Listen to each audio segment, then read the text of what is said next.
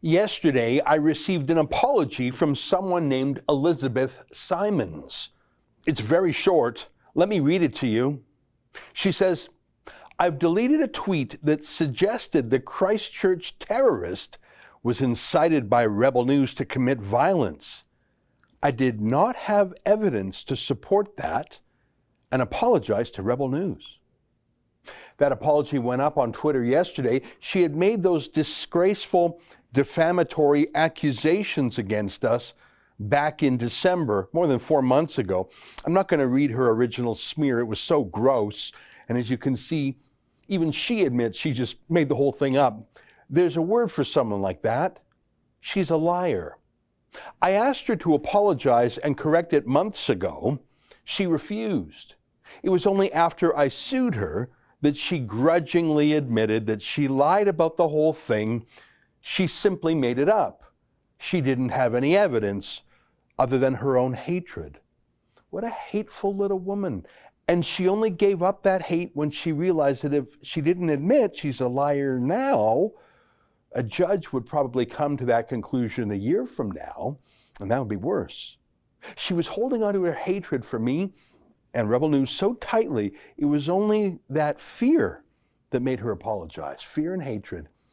And I tell you that because you're not going to believe this.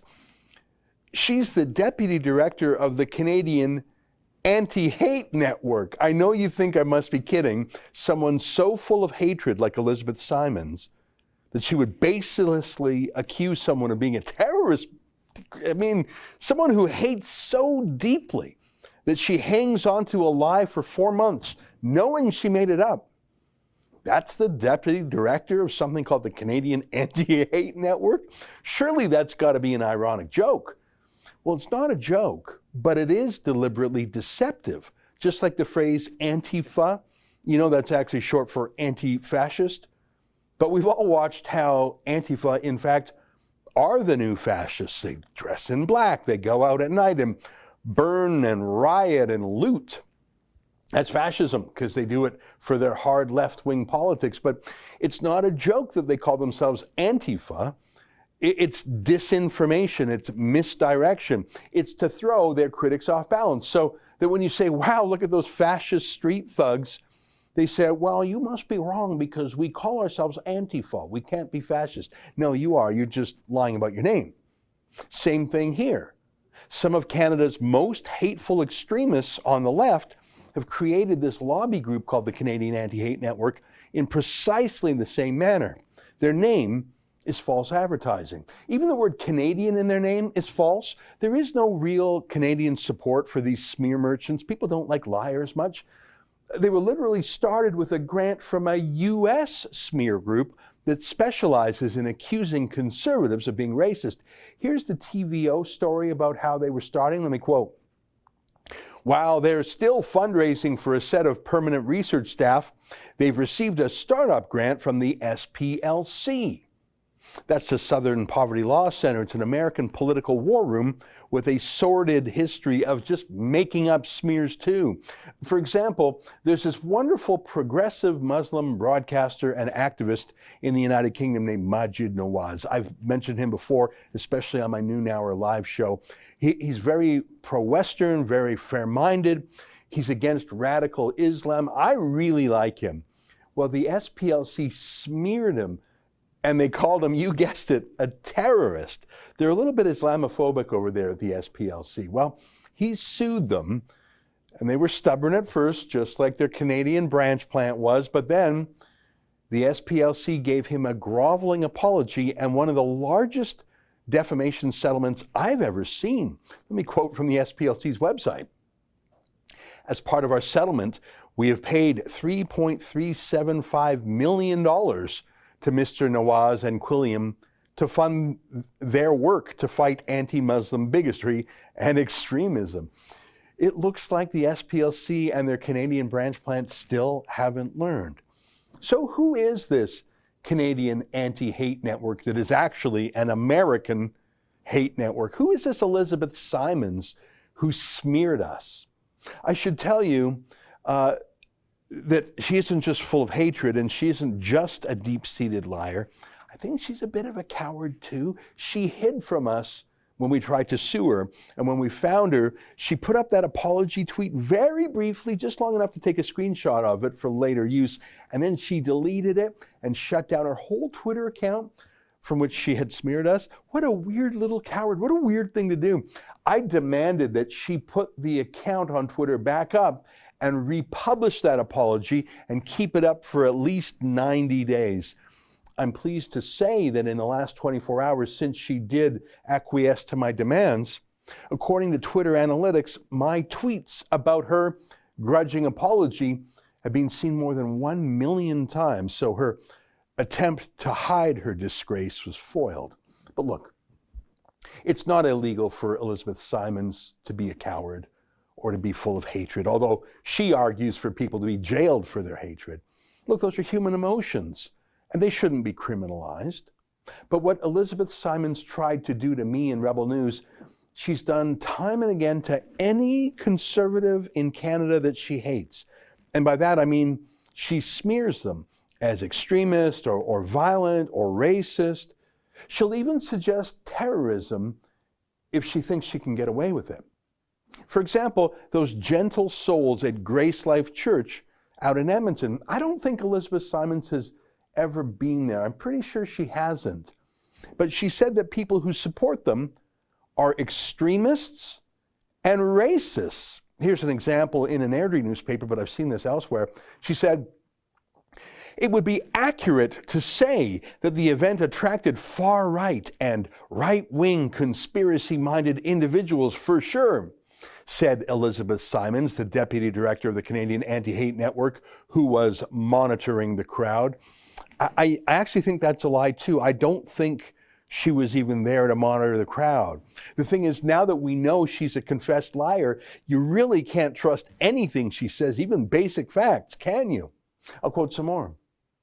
2 months ago, hundreds of anti-mask and lockdown protesters marched the streets of Edmonton and chanted, "No more fake news and no more fake science," Simons said. Hang on.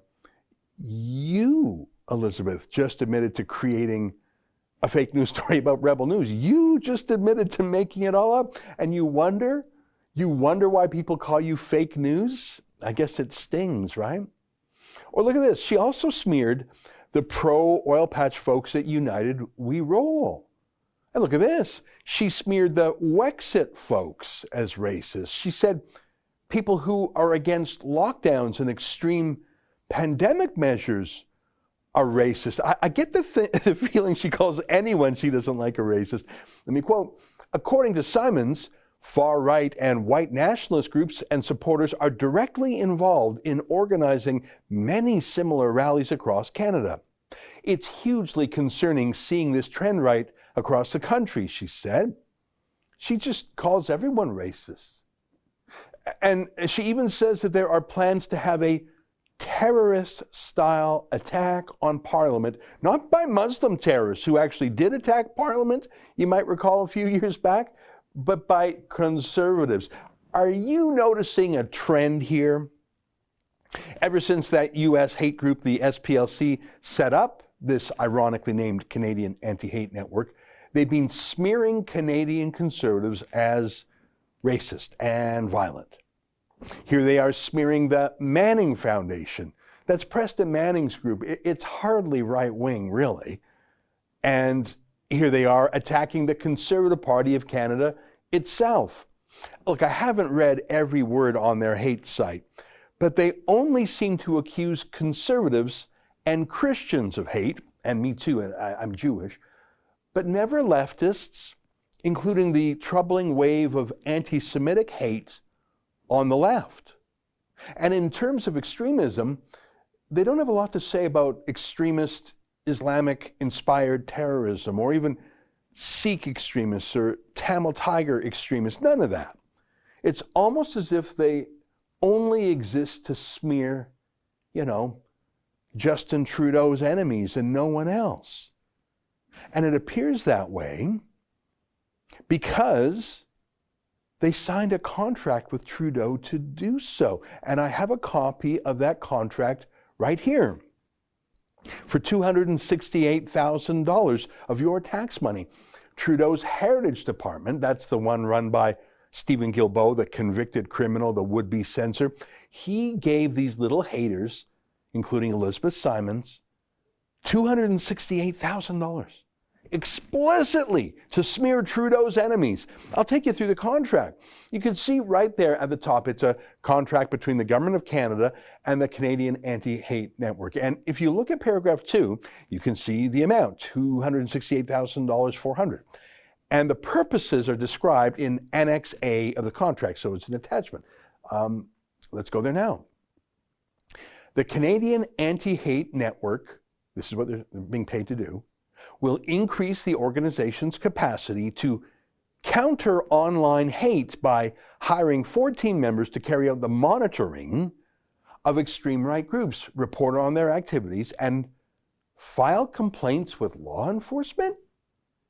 It'll educate the public as to these groups and the damage they create.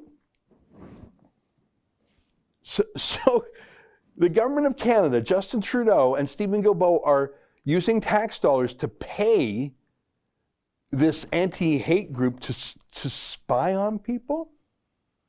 Because that's what they are doing. I just quoted from Elizabeth Simons, the confessed liar. She wasn't monitoring the Grace Life Church online. She was spying on what people who actually went to the church in support of the church were doing. See, that's not an extreme right group.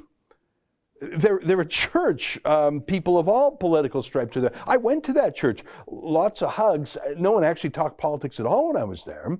There was certainly no hate, except for the Canadian Anti-Hate Network and Elizabeth Simons hating the church. But you saw the contract. It wasn't just to spy on their fellow citizens. It was to gin up fake complaints to police against the church, against oil patch supporters in the United We Roll, against Wexit supporters. Justin Trudeau is literally paying private operatives with tax dollars to spy on his political enemies and to smear them in the media and to interfere in the legal and police processes to gin up complaints and stir up strife. Justin Trudeau is paying dirty tricksters like the confessed liar Elizabeth Simons to smear his political enemies. She tried to do it to me, and I fought back, and they all admitted they're a bunch of character assassins who just made it all up. But you saw who else they're smearing, who haven't fought back. This is not my theory. This is in the contract, and you paid for this through more than $250,000 of your tax dollars. I'll read some more. Description of activities proposed by the recipient. Monitoring members, supporters, and activities of hate groups. Reporting findings through networks and 10,000 Facebook and Twitter groups. What does that mean? Preparing and publishing profiles on hate groups and important influencers, and holding 3 workshops in Ontario, Alberta, and British Columbia, carried out online. So they're going to smear important influencers, eh? You bet they are. Just type in any conservative leader into their website, and you'll see that if it's someone that Justin Trudeau hates, the Canadian Anti-Hate Network is going to call them racist. That's what they're hired to do. Can you imagine if Stephen Harper or Jason Kenney gave $250,000 tax dollars to some unaccountable lobby group to smear his enemies? To stir up strife, to file spurious police reports, to go around demonizing Harper's enemies or Kennedy's enemies as racists or terrorists? That's what happened to me. Elizabeth Simons, the deputy director, who personally profited from this $268,000 grant, she knew exactly what her masters wanted from her. They wanted her to lie and smear and defame and discredit me in Rebel News. Read the contract, it's all in there. And so she did. And when faced with the prospect of being sued and going to trial, only then did she admit that she just lied and made the whole thing up all along. She knew she had no evidence, but she was paid to lie. that really is her job.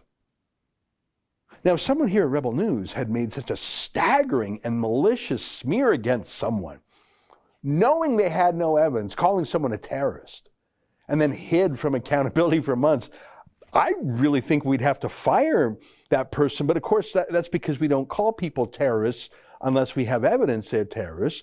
We're pretty careful with that. And if someone brings it to our attention that we're wrong, we look at it immediately and correct it immediately if we're wrong. But the reason why the confessed liar, Elizabeth Simons, has not in fact been fired from the Canadian Anti-Hate Network is that she did nothing wrong other than she got caught.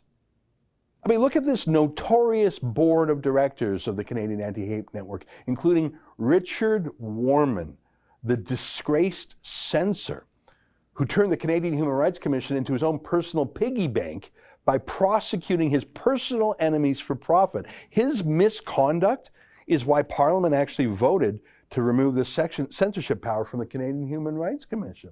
There's Kurt Phillips, who we at Rebel News exposed as an Antifa supporter. He's a coward too. He was doing it in a hidden capacity. We revealed him. This is a group of haters who started their little corporation with American money and now keep it going with Trudeau's money. That is, with your money. So that's why Elizabeth Simons hasn't been fired for lying. That's their business. Justin Trudeau isn't against hate. He's a financier of hate. Ask Elizabeth Simons, ask this board of directors. They're not against disinformation. They're a producer of disinformation. And Elizabeth Simons, the confessed liar, still has her job there with the support of that entire rotten board. And you bet they'll get their government grant against next year. They'll get their grant and probably even more. There's no money for our Canadian Armed Forces veterans, by the way. My name is Brock Blaschuk. I'm a retired corporal with the Princess Patricia Canadian Light Infantry out here in Edmonton, 1st Battalion.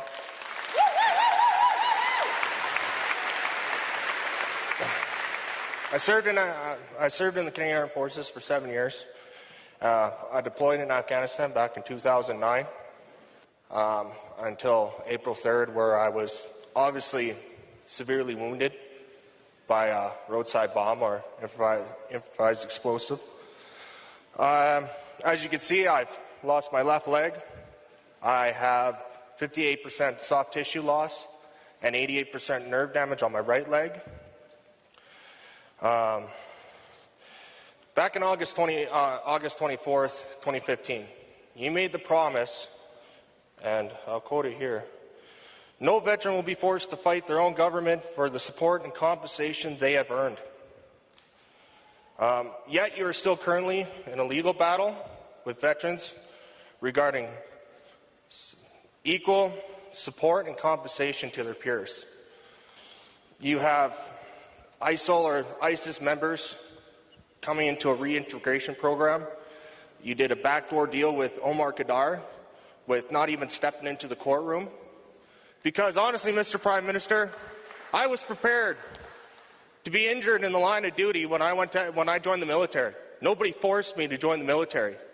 I was prepared to be killed in action. What I wasn't prepared for, Mr. Prime Minister, is Canada turning its back on me.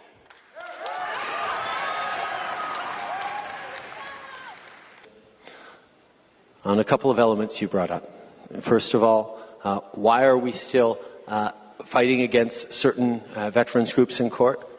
Because they're asking for more than we are able to give right now. Yeah, you see, our veterans are asking for more than Trudeau will give them, but confessed liars like Elizabeth Simons and the Canadian Anti-Hate Network, who falsely smear Trudeau's personal enemies, oh, Trudeau has plenty of taxpayers' cash for them. That's an excerpt from my daily show, the Ezra Levant Show. Every day I do a monologue on the news of the day, then I interview an interesting guest, and then I read my hate mail. You gotta subscribe. Go to rebelnews.com.